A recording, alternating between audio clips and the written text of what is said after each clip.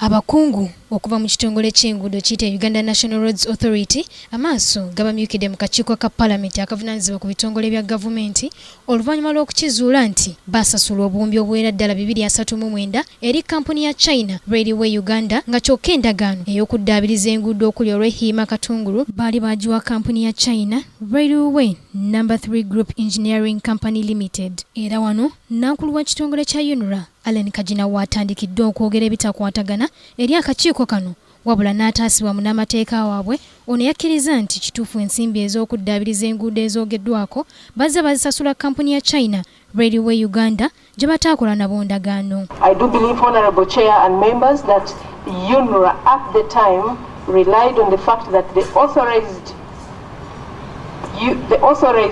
representative of China Railway No. 3 of China was Duzeng, and the instruction to pay was from Duzeng.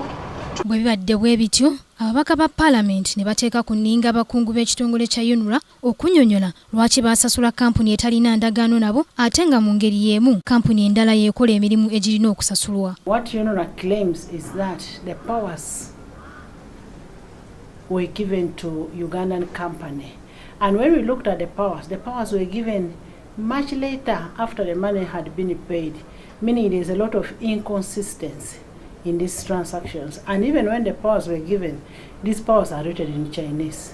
And we're asking China, what did you base on to pay?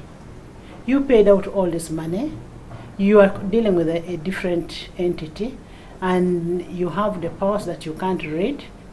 Era ababaka enviiri zibavudde ku mutwe olw'Omuchina abadde akiikiridde kampuni ya China Railway No. 3 Group Engineering Company Limited okkabatema nti bo babulooka ng'era omulimu guno bazze bagukola ne mu nsi endala nga yo kampuni ya China Railway Uganda be babadde bakola emirimu gy'okuddaabiriza enguudo naye ebyembi UNRA teyakola nabo ndagaano ekintu ekyayalikiza ababaka oba ddala kampuni ya China Railway Uganda ntuufu. Gamba nti ezaffe eza Uganda nafunyo tizina sente tizina byuma tizina mumanyirivu kati nobagaana ozuwa emirimu nobagiwa kampuni y'aba China. Kati kampuni y'aba China ate nekola mu kampuni endala eya Uganda neba nga gyeba omulimu gwe baawa ey'aba China. Kati eyo kampuni eyo mu Uganda nga bananyini bayo ba China yebadde ekola omulimu ate gye babadde basasula naye ate si ya kampuni ya signing a contract ne UNRA.